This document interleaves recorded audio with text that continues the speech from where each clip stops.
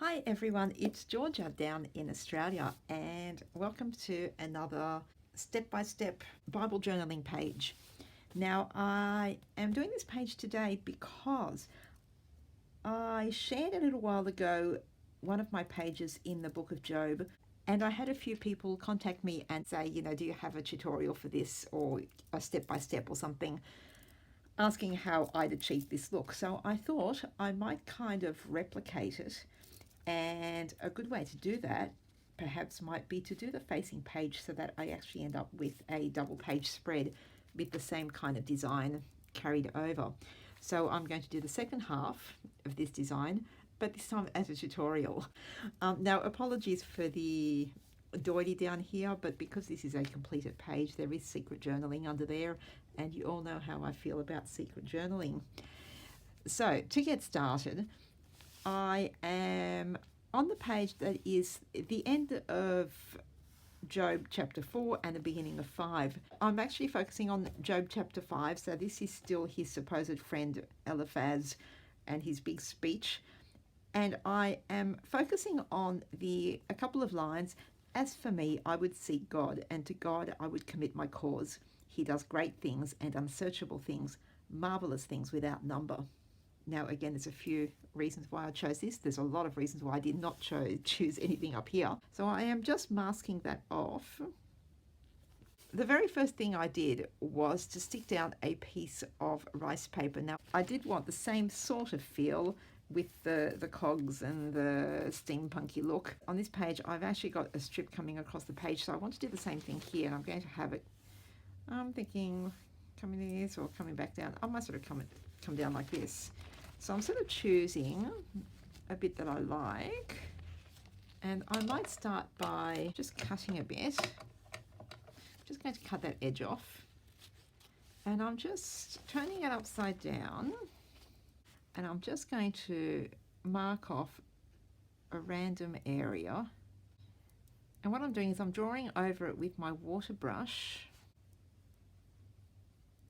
because that will make it easier to tear. I think I've sort of mentioned this at some other time.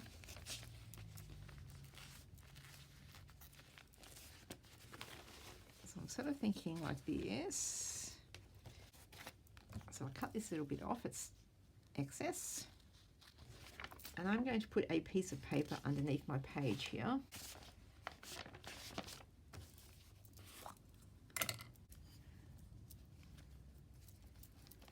And I'm applying clear gesso onto the page, laying my rice paper over it,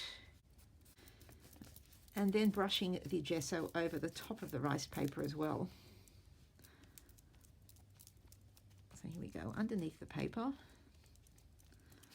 and then over the top as well. So that has the added bonus of sticking it really well, plus sealing the surface of the rice paper, plus sort of squishing out any bubbles and creases that you might have when you lay it down, especially if you're using a napkin or a serviette rather than rice paper. Rice paper is nice and sturdy, so you don't get many wrinkles and bubbles in it, but if you're using a napkin, then it can be quite tricky to get it flat sometimes. So sort of painting over the top with gesso and firmly but gently sort of pushing in one direction kind of irons it out, if that makes sense. I'm just ripping out a random piece. I'm not even laying it down or measuring to see how it's going to go. I'm just doing random bits and pieces, a little bit of collaging here, like that. Okay, now what I'm going to do now is I'm going to let that thoroughly dry. Now, once your rice paper has dried nicely, you can start adding some colour and layers to your page. Now, these are kind of dark days. Book of Job, very dark days indeed. So I'm sort of doing a bit of a dark palette. Now, once again, I'm reflecting what I've done on this page here. So I'm going to use some Distress inks. Now, I want it to be dark, but not so much that I am taking up the black ink today. So I'm using hickory smoke and tea dye, so brown and grey. So I'm just randomly, and I'm not even covering the whole page, but I'm just randomly putting a little bit of colour here and there, kind of using it as an in-between colour to sort of blend the edges of the rice paper onto the white of the page. So I'm using the grey sort of on the outer edges of the page, the corners, and just, whoops. Oh wow, this one's very squishy and watery. And I wonder if that has to do with the fact that I've had the heater on in here, and it might have been sitting in the heat, maybe. Or maybe it's just the way it is. So just giving it some darkness around the edges of the page, sort of like, almost like a border. And as you can see here, the colour's not sticking because this is where the gesso has gone beyond the rice paper and onto the page, and distress inks do not really like sitting on top of gesso sometimes. It kind of varies. I find that some colours like it and some colours don't. Or I don't mind the splotches because it just kind of looks like I meant it to be that way. Okay, so just sort of blending a little bit more of the brown in here. So I think I've gone a little bit too grey. Again, I'm not going to see very much of this because I'm going to paint and ink and do all sorts of things. But at this point, I don't know where anything is going, so I'm just kind of putting it everywhere just in case. I'm now going to do a little bit of stamping, and this is my current favourite stamp of the moment, this darkroom door stamp called Woodlands. And I really like that sort of bare tree. And I'm not even going to use a stamping block because I'm just going to use little bits and pieces of this just to put some random bits of pattern on my page. So I'm not even wanting it to look particularly like trees. I just want the sort of that scraggly branch look. And I'm using a brown ink here. And so I'm just kind of, oh, did not mean to get that. The problem with this is it's got this very, very stark frame, and I did not mean to do that. I meant to roll it away. I'd kind of forgotten. But that's okay because I will cover that with paint. So I'm sort of rolling the centre bit of the stamp so that I don't get that harsh border. And just doing some little bits here and there. So you can't actually tell that it's a tree, and that's kind of what I'm going for at the moment.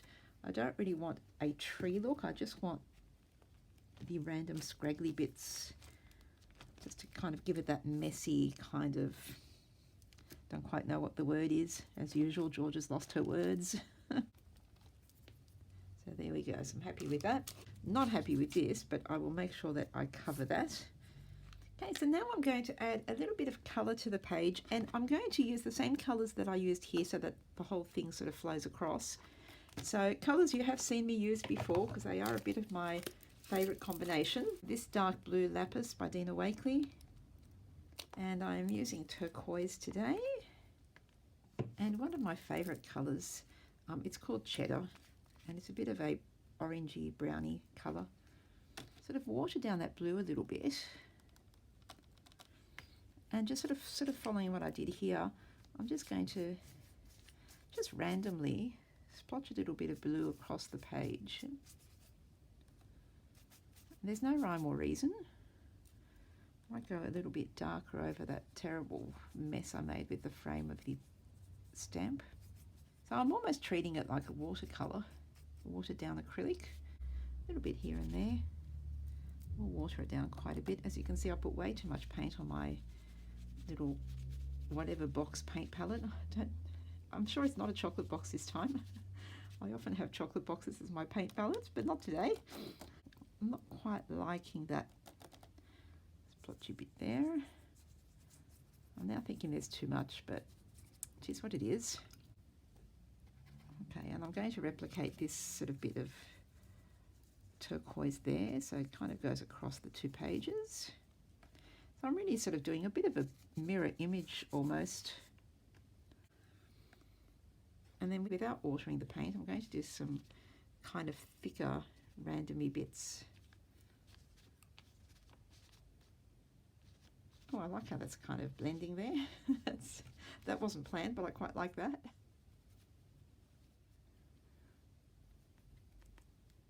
Okay, so I'm laying this on quite thick, so it's going to take a little bit of time to dry. So just a little bit of that cheddar here and there, just to brighten the page up a little bit.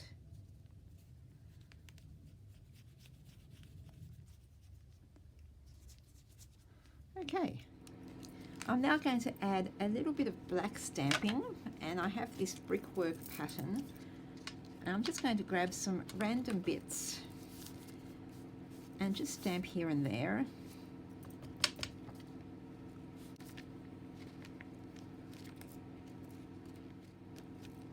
And then I am going to add a little bit of spatter, and as always water it down a fair bit. Cover this page because I don't want any extra spatter on that page. Grabbing a whole lot of watery paint with my brush and tapping it with my finger.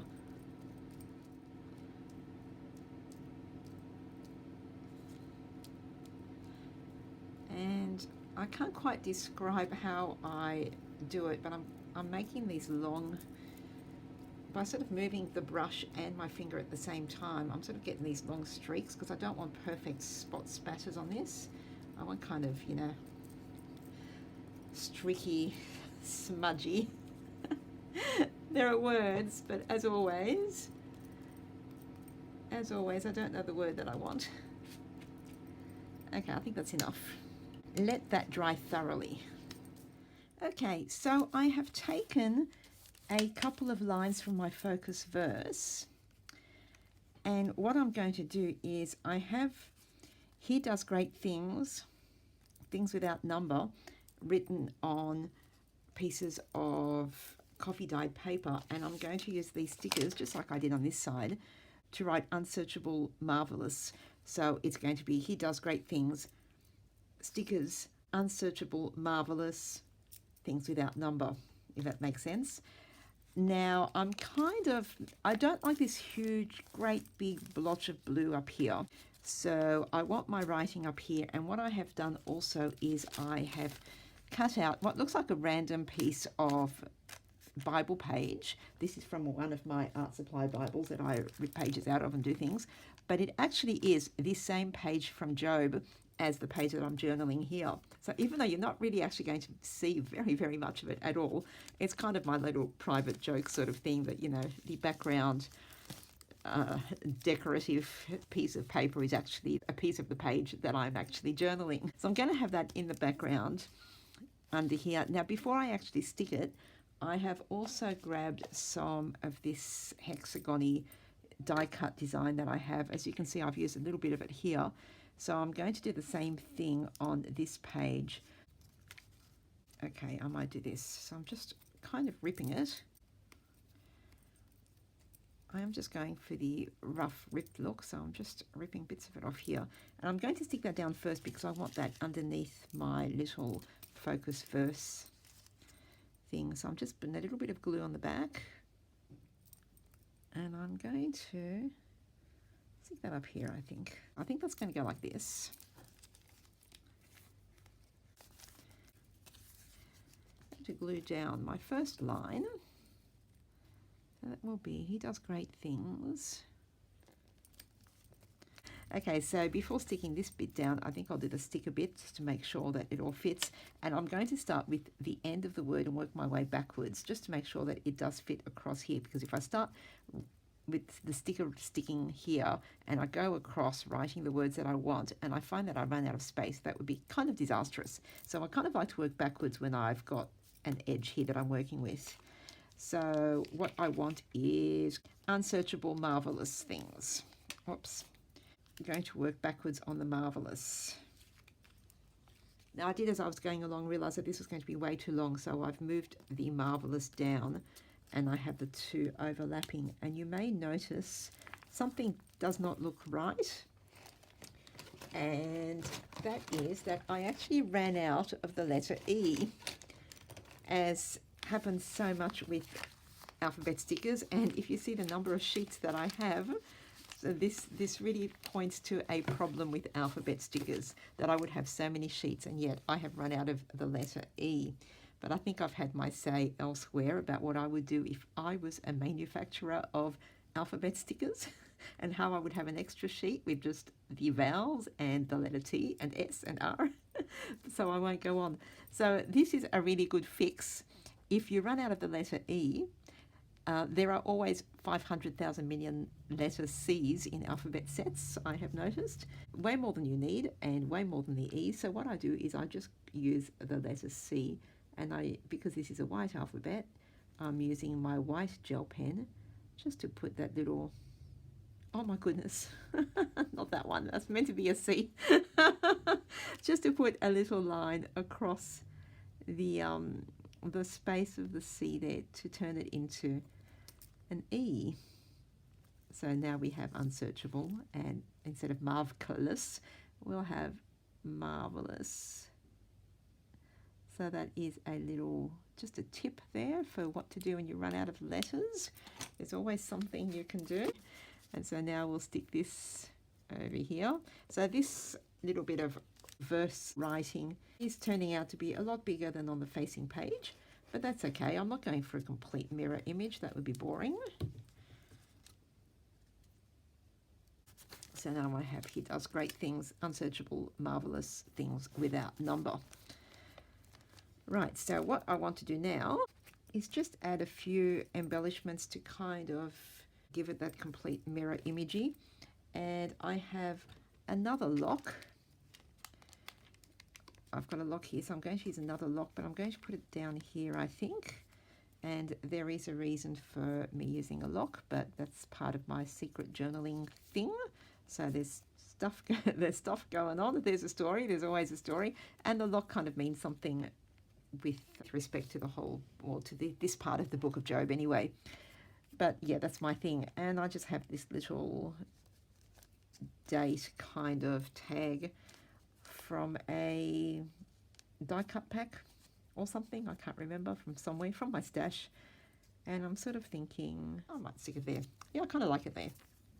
And what I should have done actually, before I stick it down too well, grab a bit of this embroidery thread, which I'll be using in a minute for something else. But I'm also going to thread some through the hole in that tag. Should have done that before I stuck it. Here we go. All right, now I'll put that little bit of glue on the back.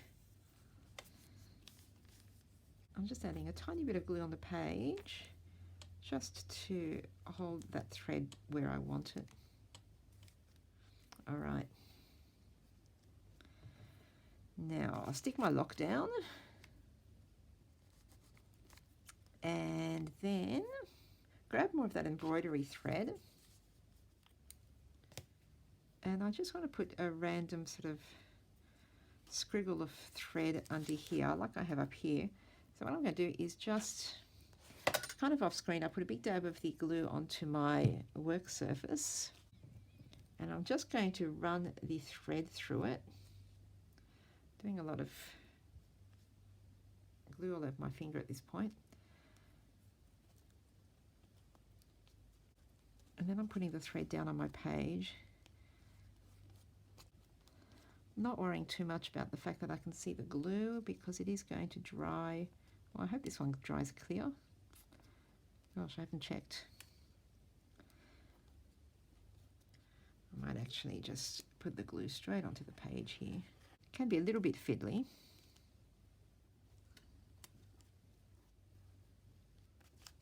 Okay, I'll leave that alone for now.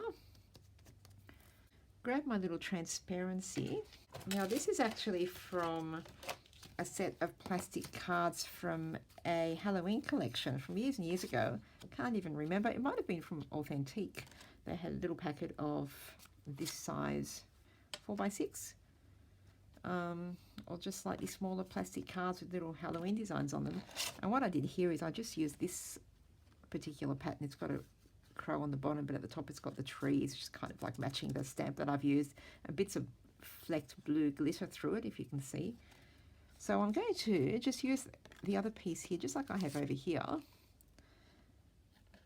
So I'm cutting off the bit with the crow, and I'm just giving this a random sort of rounded off shape.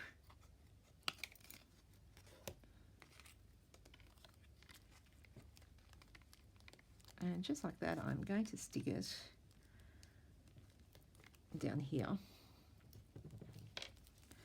I'm going to put a line of glue along the edge. I'm really hoping that this glue dries clear. I used my art glitter glue on the other side over here, but I have run out of that at the moment. So, Scotch it is. I'm pretty sure this one dries clear as well.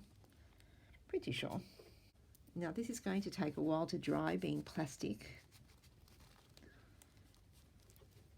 So I'm actually going to put something heavy on top of it and leave it overnight and come back to it tomorrow.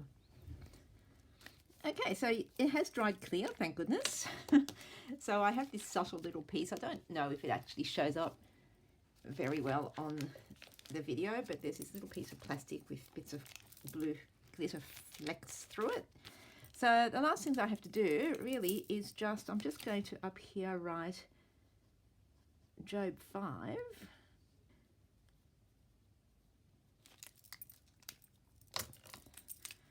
So it's just kind of so I keep track of where I'm up to, because I'm not actually writing on a lot of these pages. I'm not actually writing the exact verse that I have pulled out as a focus verse. So every now and again I just write the chapter reference at the top of the page or somewhere on the page, just so I sort of keep track of what page I'm up to, since so many of my pages are completely covered over.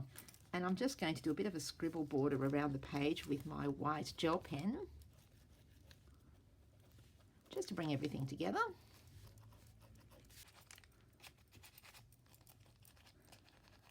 And that is pretty much it from me. I will put a date on here later when I do a bit of secret journaling, which will probably come down here just directly over the page or directly over the paint. And I'll peel this off because it is a bit distracting while still covering this. So double page in Job, kind of, you know, a bit of dark and grungy, and kind of thought it was appropriate. So that's it for today. Yeah, thank you so much for joining me, and I will catch you in the next one. Bye.